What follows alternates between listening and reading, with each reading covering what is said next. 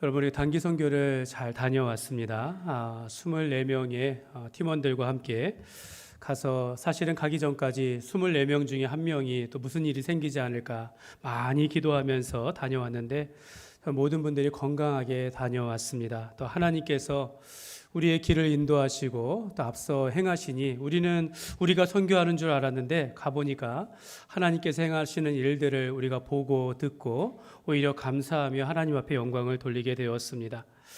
이렇게 오면서 선교사님과 인사하며 나오는데 그동안 좀 정이 들었는지 이렇게 마음이 울컥하더라고요. 또 교회에 와서 성도들을 만나는데 또 마음이 또 울컥하더라고요.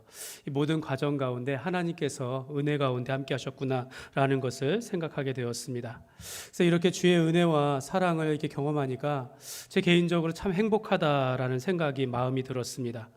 여러분, 우리가 주의 일을 하면서 모든 일에 한 마음으로 함께 해주시고 또 한 마음으로 이렇게 기도해 주시면서 사랑해 주시니까 참 제 자신이 참 감사하다라고 사랑하는 마음이 가득하게 되어집니다. 물론 이제 돌아와서 해야 할 일들이 많아가지고 쉴 틈 없이 오늘도 이렇게 여기 이 시간에 섰지만 또 이것 또한 이제 감사하면서 오늘 우리가 말씀을 듣고 우리가 이 모든 것이 주의 은혜임을 이제 고백하게 되어집니다. 이제 우리가 하나님의 말씀을 이제 들으면서 저와 같이 모든 분들이 주님 안에서 행복하고 또 이렇게 감사한 삶을 살기를 원하지만 오늘 말씀 속에 좀 불쌍하고 불행한 삶을 사는 한 사람의 모습이 보입니다. 오늘 이 불쌍한 사람 사울이라는 이 제목으로 하나님의 말씀을 이제 여러분들과 나누려고 하는데요. 여러분, 사울이 왜 불쌍할까요? 여러분, 사울은 이스라엘의 초대 왕이었습니다. 그는 사무엘 선지자로부터 기름 부음을 받아서 이스라엘의 첫 번째 왕이 되었습니다. 그러나 그가 초대의 왕이 되었지만 얼마 되지 못해서 하나님께 버림을 받았습니다. 겉으로는 여전히 이스라엘의 왕이지만 하나님은 그를 버렸습니다. 왜냐하면 하나님의 말씀에 불순종하였기 때문입니다. 하나님의 말씀이 사울에게서 떠나니까 사울은 불쌍하고 또 불행한 삶을 사는 그런 사람이 되었다라는 것입니다. 사실 사울이 이스라엘의 통일 왕국의 왕이 되어서 그가 해야 할 일들이 있었다면 그가 인간의 왕이지만 그 위에 계신 하나님께서 그 나라의 참 왕이심을 드러내야 했습니다. 여러분, 이것이 그러나 사울은 그러지 못했다라는 거죠. 여러분, 사무엘상의 주제가 무엇이냐면 오직 하나님이 우리의 왕이 되신다라는 것을 가르쳐주는 그런 말씀입니다. 오늘 교회도 마찬가지입니다. 예수님께서 교회의 머리가 되시는데도 우리가 자기가 머리인 것처럼 행동하는 그런 성도들이 많이 있습니다. 하나님께서 우리를 불러주셨는데 하나님의 그 통치 가운데 벗어나게 되어지면 하나님께서 우리를 불러주시고 하나님의 일꾼으로 세우셨지만 우리를 부르신 이를 바라보지 아니하고 부르신 이에게 영광을 돌리지 아니하고 내 삶에 내가 주인 되어서 욕심대로 살아가면 여러분, 그런 사람들이 불행하고 불쌍하다라고 할 수 있는 것입니다. 그 순간 하나님도 그를 버리시고 하나님의 말씀이 그에게서 떠나갈 수 있다라는 겁니다. 그러니까 여러분, 우리가 이 땅을 살아가며 겉으로는 신앙생활 하는데 하나님이 자기를 떠나갔다라는 것을 알지 못한 채 살아가는 그 인생, 참 이게 불쌍할 수 있다라는 것입니다. 사랑하는 여러분, 우리가 예수님을 온전히 믿고 하나님의 자녀로 살아가는 것이 얼마나 감사하고 이것이 복된 삶인지를 우리가 알아야 합니다. 우리가 물론 불행한 길 걷기를 원하지 않지요. 그랬다고 해서 우리가 억지로 행복해야 한다거나 억지로 인내하거나 또 억지로 막 희생하면서 살아가는 것, 이거 옳지 않다라는 것입니다. 우리는 주님 안에서 복된 삶을 살아가는 하나님 나라의 백성인 줄 믿습니다. 그러므로 우리가 사울과 같이 왕이 되고도 이 불행한 삶을 살아가는 것처럼 살지 않기를 간절히 바랍니다. 오늘 말씀 속에서 왜 사울은 왜 불쌍한 사람인지를 우리가 세 가지로 살펴보면서 우리는 이 같은 삶을 살지 않도록 이 시간에 기도하는 그런 시간이 되시기를 주님의 이름으로 축복합니다. 첫 번째로, 같은 실수를 반복하면서 주의 은혜에서 점점 멀어지니 사울은 불쌍하다라고 할 수 있겠습니다.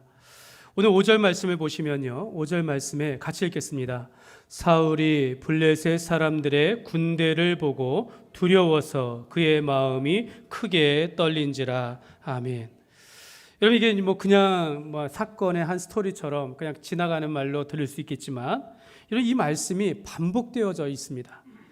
여러분, 오늘 말씀에 블레셋 사람들이 군대를 이끌고 이스라엘을 쳐들어왔습니다. 근데 이 블레셋이 쳐들어온 시점이 기가 막힙니다. 지금 바로 사무엘 선지자가 죽었다는 것을 알고 쳐들어온 것입니다. 온 이스라엘 백성들이 사무엘 선지자의 죽음을 슬퍼하며 울었습니다. 분명히 사울 왕도 슬퍼했을 것입니다. 그로부터 기름 부음을 받았고 그가 살아있을 때는 분명히 하나님께서 이 나라 가운데 함께 하신다라는 이런 믿음들, 또 사무엘 선지자와 함께 하시는 하나님을 아마 보았을 것입니다. 사울은 그날에 사무엘 선지자가 죽자 온 백성들이 이를 보고 슬퍼하면서 이 왕도 또 이와 같은 일에 이제는 선지자가 없으니 하면서, 오늘 말씀해 보니까 사울은 그날 그 땅에 신접한 자와 박수를 쫓아버렸다라고 말합니다. 그러니까 신접한 자와 박수와 무당들, 이런 미신적인 것들을 그 땅에서 다 쫓아냈다라는 겁니다. 어떤 주석에 보면 그날에 많은 그런 자들을 죽였다라고 표현합니다. 저는 이 말씀 보면 제 생각인데요, 사울은 그가 믿고 의지했던 사무엘 선지자가 죽자 아마도 왕으로서 충동적으로 이와 같은 의로운 일을 했을 것이다 라는, 저는 그렇게 생각합니다. 사무엘이 죽고 모든 백성들이 그의 죽음으로 인하여 슬퍼할 때 자신도 슬퍼하면서 내가 무엇을 할까, 그래 선지자가 없으니까 이제는 하나님 나라로, 이러면서 생각을 하면서 이 땅에 거짓되고 악한 자들은 내가 다 내쫓으리라 하면서 신접한 자와 박수를 쫓아낸 것이 아닌가 생각합니다. 신접한 자는 이제 영을 불러내어서 이제 그거 영을 불러내거나 점을 치는 자를 말합니다. 박수, 무당을 말합니다. 무당. 사무엘이 죽고 나서야 아마 잠깐 정신을 차리고 그 땅에 더러운 신접한 자들과 박수를 다 내쫓아 몰아냈다라는 것입니다. 바로 이 시점에 블레셋이 쳐들어왔습니다. 그리고 사울은 저 원수들의 군대를 보고 두려워했고 그 마음이 크게 떨렸다라고 말합니다. 사실 이 블레셋이 쳐들어왔을 때 사울이 정신을 차리고 하나님께로 돌아올 수 있는 마지막 기회였습니다. 사무엘이 죽어 그의 곁에는 믿을 만한 선지자가 없고 그 땅을 영적으로 혼잡하게 하는 신접한 자들이나 박수무당을 다 내쫓았으니 이제 정말로 하나님만을 바라보며 의지해야 할 때, 그런 때가 아니겠습니까? 블레셋이 쳐들어오고 위급하고 어려울 때 오직 하나님만을 바라봐야 하는 것, 더 이상 사람을 쫓는다든지 무당이든지 그런 거 의지하지 아니하고 하나님을 찾으며 하나님의 도우심을 구해야 했다라는 것입니다. 근데 사울은 여전히 블레셋 앞에서 크게 두려워하며 마음을 떨었다라는 거예요. 여러분, 이것이 무엇을 반증합니까? 사울이 사무엘 선지자의 죽음에 대하여 슬퍼하지만 사무엘과 함께 하셨던 그 하나님을 바라보지는 못했다라는 것입니다. 사울이 신접한 자와 박수와 무당을 그 땅에서 내쫓았지만 그것은 충동적인 왕으로서의 제스처였을 뿐 진정으로 그 모든 것을 벗어버리고 거기서 떠났다라고 말할 수는 없었다라는 것입니다. 여러분, 이 일이 지금 사울의 왕에게 있어서 첫 번째 일이 아니에요. 이미 벌써 세 번째 일인 겁니다. 그가 왕이 되었을 때 블레셋이 3번 이상을 쳐들어왔었어요. 그러니까 이미 세 번째 지금 이런 상황이 부닥뜨리면서 여전히 두려워하고 여전히 떨면서 하고 있다라는 것입니다. 야구로 치면 삼진 아웃이에요. 벌써 아웃됩니다. 축구로 치면 지금 헛발질을 치는 거예요. 자살골을 넣고 있다라는 거예요. 사무엘상 13장에 보면요, 사울이 왕이 된 지 두 해째 될 때 블레셋이 쳐들어왔어요. 그때 블레셋의 병거가 수만이고 그들의 백성들이 바다의 모래와 같이 많게 쳐들어왔다라고 말합니다. 그때 이스라엘은 두려워서 숨었고 산으로 들어갔고 막 숨었다라고 표현합니다. 그때 사울은 사무엘 선지자를 기다려야 했어야 하는데 기다리지 못하고 자기 스스로 번제를 드리면서 망령된 일을 하게 하였다라고 말씀합니다. 이로 인하여 버림을 받았다라고 성경은 말씀하고 있습니다. 그러니까 사울은 블레셋과의 첫 번째 전투에서 그가 왕이지만 첫 번째 거기에서도 하나님을 찾지 못하고 자기가 망령된 짓을 했다라는 것을 기억했다면 오늘 이거 반복하지 않겠죠. 여러분, 또한 사무엘상 17장에 보면 블레셋이 또 쳐들어왔어요. 그때 거기 보면 사울이 저들을 크게 두려워했다라고 말해요. 골리앗 때문입니다. 골리앗 때문에. 그때에도 두려워할 뿐 하나님을 찾지 못하였는데 하나님께서는 소년 다윗을 통하여서 골리앗을 물리쳤습니다. 그러면 사울은 이 전쟁은 사람의 많고 적음에 있는 것이 아니라 크고 군사 이런 군인에 있는 것이 아니라 하나님께 승패가 달려 있다라는 것을 깨달았다면 오늘 또 이 쳐들어왔을 때 두려워할 것이 아니라 하나님을 의지했어야 하는데 그러지 못했다라는 것입니다. 이번에 세 번째 블레셋이 쳐들어왔을 때 또 무서워하며 마음을 떨면서 그는 완전히 이제는 하나님을 떠난 자와 같이 행동하게 되었다라는 겁니다. 지난 두 번, 사실은 요나단이 블레셋을 쳐들어가서 이긴 것까지 생각하면 세 번인데요. 이러한 지난 블레셋과의 전투에서 교훈을 받아서 이제는 하나님을 전적으로 의지하고 전쟁의 승패가 하나님께 달려있다는 것을 기억하였다면 이번에의 블레셋과의 전투에서는 두려워하지 아니하고 두렵더라도 하나님을 전적으로 의지했어야 하는데 그러지 못했다라는 겁니다. 이미 사울은 하나님에게서 멀어졌고 하나님의 말씀이 그 안에 있지 아니하였다라는 것입니다. 사랑하는 여러분, 우리도 신앙생활에서 이렇게 반복적으로 실수할 수가 있습니다. 위급하고 힘든 상황 가운데 두려워 떨 수 있다라는 겁니다. 그렇지만 우리 인생을 전체로 돌아놓고서 똑같은 일에 대하여 똑같은 상황 속에서 또 실수하고 또 넘어지고 그러면 안 된다라는 것이죠. 이런 거 있잖아요. 오답노트라는 게 있지 않습니까? 오답노트. 실수와 실패 가운데 우리 인생의 오답노트를 좀 이렇게 기록할 줄 알아야 한다는 겁니다. 내가 왜 그때 실수했는지, 내가 왜 그때 실패했는지, 내가 왜 그때 넘어졌는지, 왜 나는 이렇게 두려워하고 무서워하는지를 내가 삶을 복귀하면서 좀 정리하면서 반복적인 실수를 우리가 줄여야 한다는 것이죠. 여러분, 우리가 실수는 할 수 있습니다. 그러나 내가 이 실수를 숨기는 것이 아니라, 내가 실수를 지나치는 것이 아니라 내가 실수를 인정하고 기록하고 고백할 줄 알아야 한다는 거죠. 내가 자신의 실수와 약점을 인정하고 고백한다라고 해서 여러분 그것이 부끄러운 것은 아니다라는 겁니다. 또 실수했다고 해서 그 사람의 인생이 실패자는 아니다라는 것을 우리가 알아야 한다는 거죠.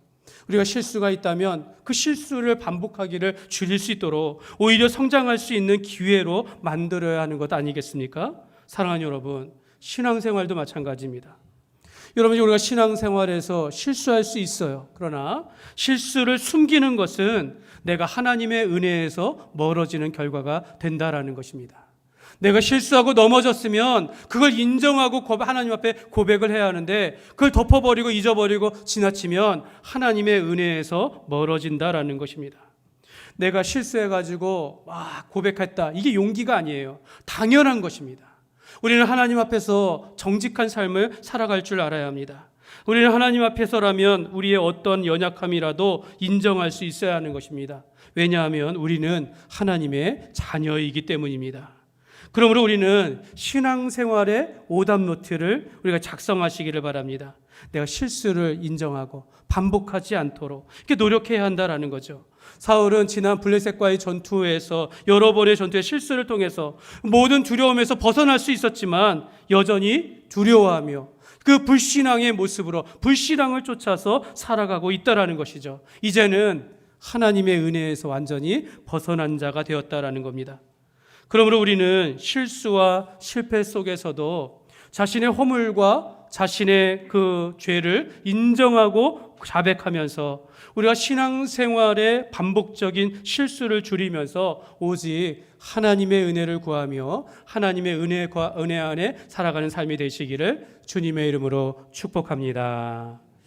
두 번째로, 왜 사울이 불쌍합니까? 하나님의 도우심이 필요할 때에 응답받지 못하였다라는 것입니다. 여러분, 이 땅에 살아가는 성도라고 하면 누구라도 내가 하나님 앞에 기도할 때 응답받기를 원하지 않겠습니까? 근데 여러분, 우리가 응답받지 못하는 이유가 여러 가지가 있어요. 잘못 구할 때, 잘못된 기도를 할 때, 삶과 말이 일치하지 않을 때 하나님이 그거 먼저 돌아보라고 말씀하신다라는 거예요. 여러분, 사울은 블레셋을 두려워하는 마음에 하지 말아야 할 것들을 이 시간에 하게 되어지는데요. 블레셋 앞에서 두렵고 떨리는 마음이 생기니까 조급한 마음에 오늘 말씀에 하나님께 묻기는 하는데, 하나님께 도움을 찾아서 막 이렇게 열심히 헤매긴 하는데 어찌된 일인지 오늘 말씀에 급할 때, 위급할 때 하나님 앞에 기도하는데도 하나님이 응답하시지 않는다라는 거예요. 하나님이 침묵하신다라는 겁니다. 오늘 6절 말씀을 보시면요, 같이 읽겠습니다. 6절입니다. 같이 읽겠습니다. 사울이 여호와께 우림으로도 선지자로도 그에게 대답하지 아니하심으로. 아멘. 사울이 지금 하나님께 묻는다라는 표현을 쓰지만 전혀 어떤 믿음 있는 기도나 간구가 아니다라는 것입니다. 지금 이 사울이 기다리는 건 표적이에요. 표적. 내 이 두렵고 떨리는 마음, 이 적군 앞에, 원수 앞에서 이길 수 있다라는 확신을 갖기를 원하는 거예요. 하나님께서 좀 꿈으로라도 좀 보여주길 원하는 거예요. 하나님께서 꿈에 나타나셔서 내가 이길 것이다, 이걸 지금 보기를 원한다라는 겁니다. 어떤 호인이 나타나서 나에게 듬직하게, 또 다른 다윗이 나타나서 뭔가 좀 해볼 수 있는, 그걸 지금 찾고 있다라는 겁니다. 하나님께서 나타나셔야 했고 하나님께서 표적을 보여주셔야만 했다라는 것을 지금 사울이 그걸 간구하고 있다라는 겁니다. 그렇지만 하나님은 이미 사울을 버리셨고 응답하시지 않았습니다.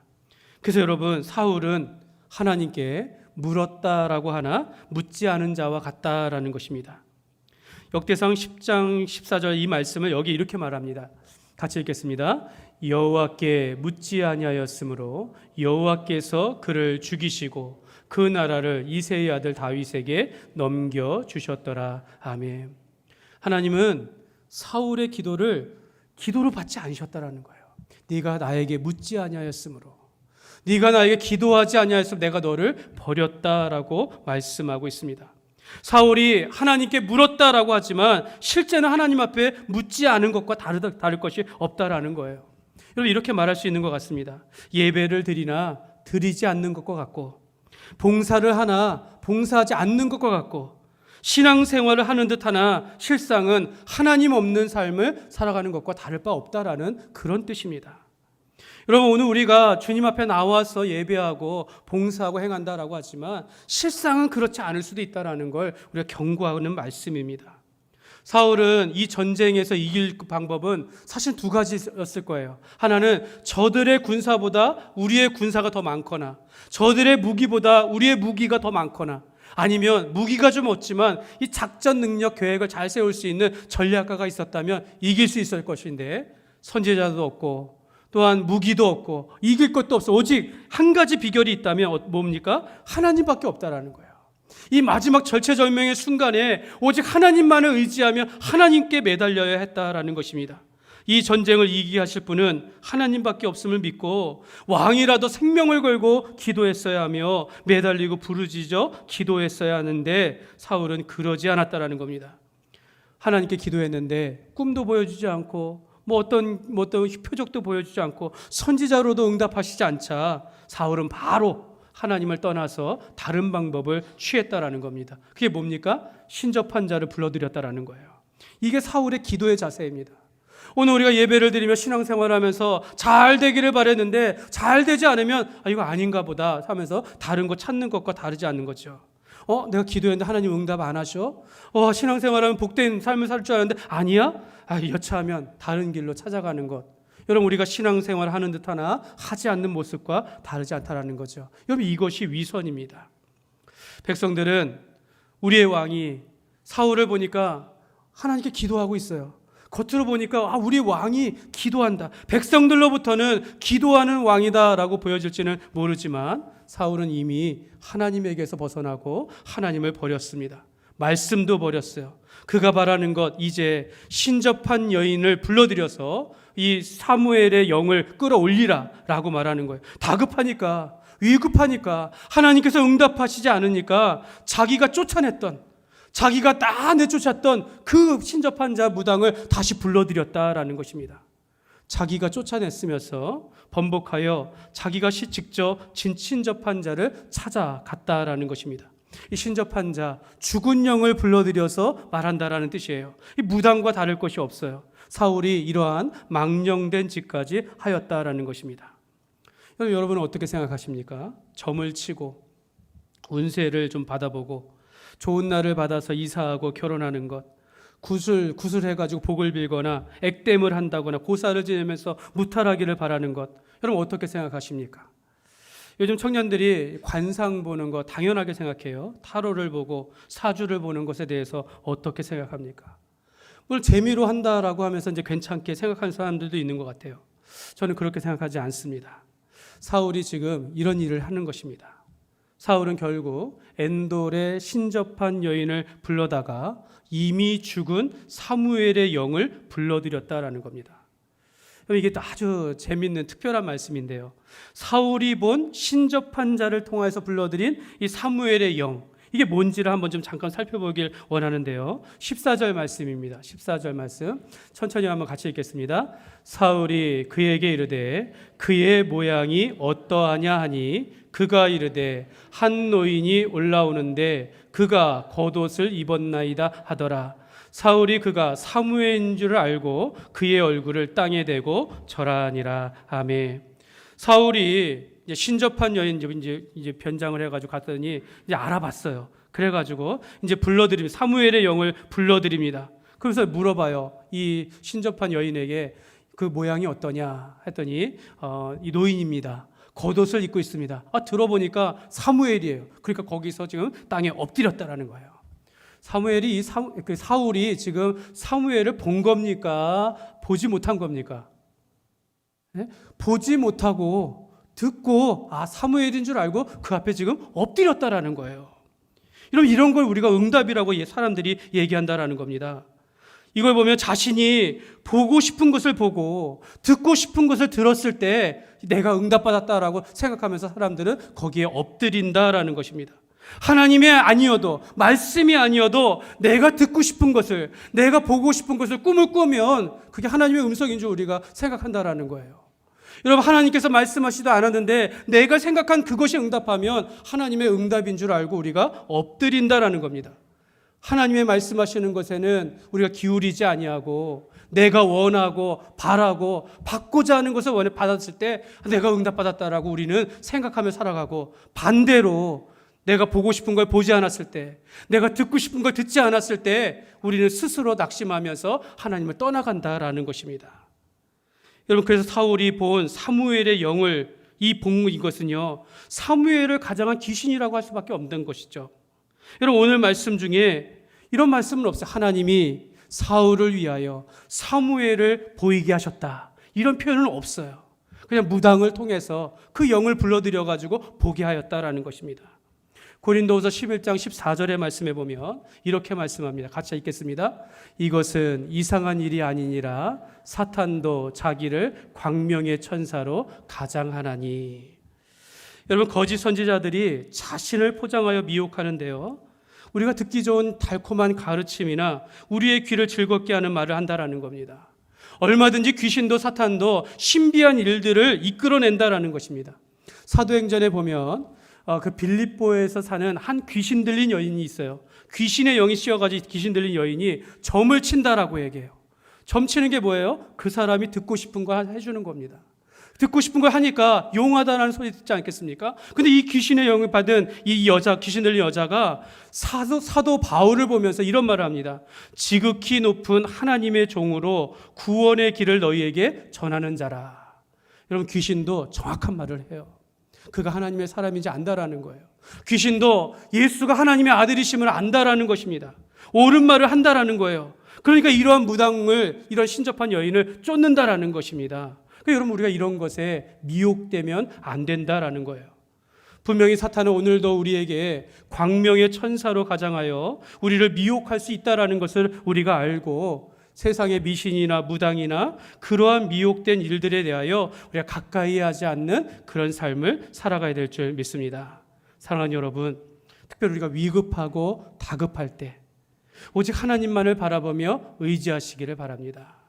그런 상황 속에서 하나님이 응답하시지 않는다 할지라도 침묵도 우리를 향한 하나님의 응답이라고 여기시면서 끝까지 하나님을 신뢰하고 하나님을 사모하며 살아가시기를 주님의 이름으로 축복합니다. 세 번째로, 여러분, 이 사울이 불쌍한 이유는요, 말씀을 듣는 척할 뿐 순종하지 않았다라는 것입니다. 여러분, 사울이 불행한 것은요, 그가 하나님을 찾고 말씀을 듣는다 하지만 듣기만 할 뿐 순종하지 않았습니다. 사울은 여호와의 하나님의 말씀을 버렸습니다. 왜 하나님은 사울을 버리셨을까요? 하나님은 사울을 버리고 하나님의 말씀이 그에게서 떠나갔다라고 성경은 말씀합니다. 왜 그럴까요? 불순종 때문이다라는 거예요. 불순종하는 자에게 하나님께서 응답하시지 않는다라는 겁니다. 하나님이 사울의 기도에 응답하시지 않았다라는 것은 이미 하나님께서 그를 떠나셨기 때문이다라는 것입니다. 사울은 죽은 사무엘의 영을 불러들여 가지고 그를 통한 말을 듣게 되어지는데, 이전에 이미 들었던 말씀들을 또 듣는 거예요. 16절에 여호와께서 너를 버렸다라는 표현을 씁니다.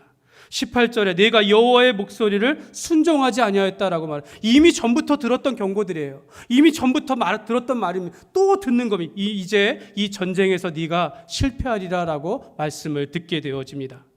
사울은 오늘도 이 악한 영에 시달리고 있다라는 겁니다. 그가 이전부터 들었던 것들, 하나님이 너를 버렸고 내가 불순종하였기 때문에 전쟁에서 패하리라라고 말씀하고 있습니다. 그러나 사울은 다급하니까 하나님의 말씀을 듣기를 드려도 두려워할 뿐, 오히려 오늘 말씀해 보니까 기력이 쇠하여가 쓰러졌다라고 표현을 해요. 얼마나 두렵고 마음이 떨리면 이런 하나님이 원하는 말을 듣지 못하니까 두려워서 마음이 상하면서 몸이 상할 정도로 쓰러졌다라는 것입니다. 아니, 그렇게 아플 정도로 고생하면서도 하나님의 뜻을 깨달아서 순종하지 못하고 사울은 결국 자기의 길을 걷게 된다라는 것입니다. 신명기 20장 4절 말씀해 보면 이 말씀이 있습니다. 같이 읽겠습니다. 너희 하나님 여호와는 너희와 함께 행하시며 너희를 위하여 너희 적군과 싸우시고 구원하실 것이라 할 것이며. 아멘. 사울 왕이 이 말씀을 붙잡았다면 이런 행동하지 않아요. 왕을 향해서 주신 말씀입니다. 너희가 왕이 되었을 때 하나님께서 너와 함께 하시고 너의 원수들을 하나님께서 갚아주실 것이다 라고 약속하신 말씀이에요.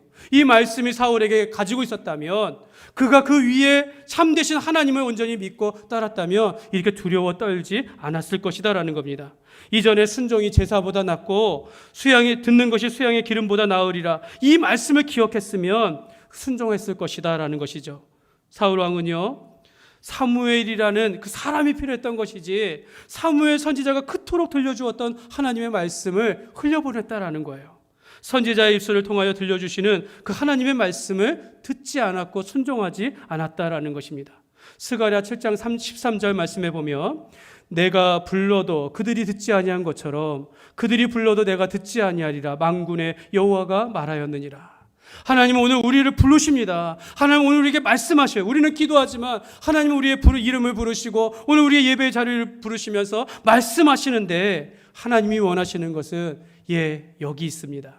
말씀하옵소서.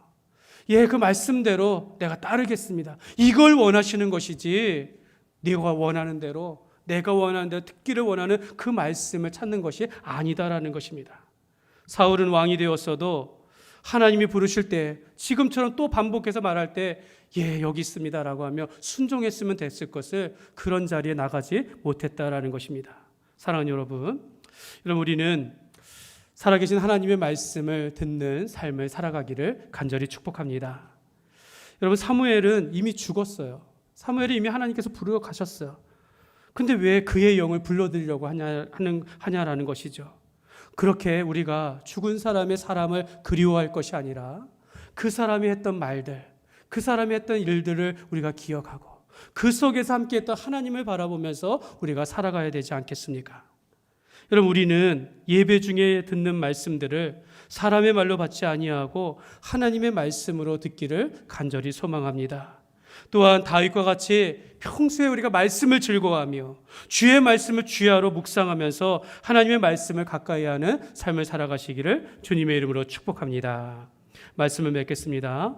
사랑하는 여러분, 우리는 사울과 같이 불쌍하거나 불행한 삶을 살지 않기를 바랍니다.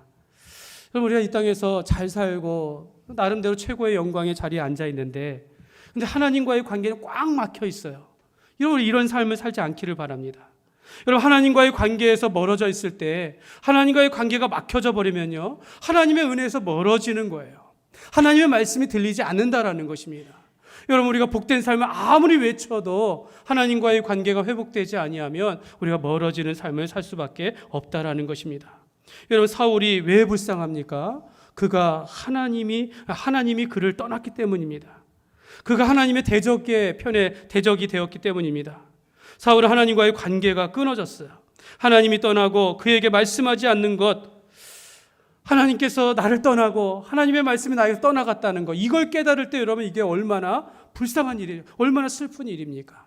여러분, 우리가 이런 일들이 되지 아니하도록 우리가 살아가야 한다는 것이죠. 만약 우리가 사울과 같이 하나님이 그를 떠났는데도 이런 사실을 모르고 평안하니까 괜찮아, 잘 사니까 괜찮아, 내가 이 달콤한 현실을 보면서 안주하면서 살아가다 보면 이것이 얼마나 불쌍한지 마지막 때에 우리가 깨달을 수 있다라는 것입니다. 그때에는 후회한들 아무 소용이 없다라는 것이죠. 제가 이번 선교 중에 가장 감사했던 일들은 하나님께서 우리가 가는 곳마다 함께 하신다라는 걸 깨달았다라는 것이죠. 여러분, 우리가 하는 일들마다 하나님께서 함께 하시고 우리를 통하여 역사하시는 것을 경험하는 것에 대해서 더 감사했다라는 것입니다. 마치 우리가 선교하는 것이 아니라 하나님이 우리를 위하여 역사하시는 것을 보니까 이게 너무 감사하다라는 것이죠. 그러니까 참 감사하고 행복하다라는 마음이 듭니다. 여러분, 이뿐만이 아니라 우리가 위급하고 또 다급할 때, 혹시라도 이런 상황 속에서 우리가 딴 생각하는 것이 아니라 하나님께 나와 우리가 매달리면서 하나님이 응답하시지 아니하더라도 나는 끝까지 하나님을 신뢰하며 하나님을 의지하며 그의 말씀을 붙잡고 우리가 살아가야 될 줄 믿습니다. 그러므로 여러분, 우리는 하나님께서 우리와 함께 하심을 우리가 감사하고 우리가 하나님의 말씀을 따라 살아갈 때 복된 삶임을 우리가 기억하면서 우리가 주님 안에서 정말 주의 말씀을 붙잡고 살아가는 삶이 되시기를 주님의 이름으로 축원합니다.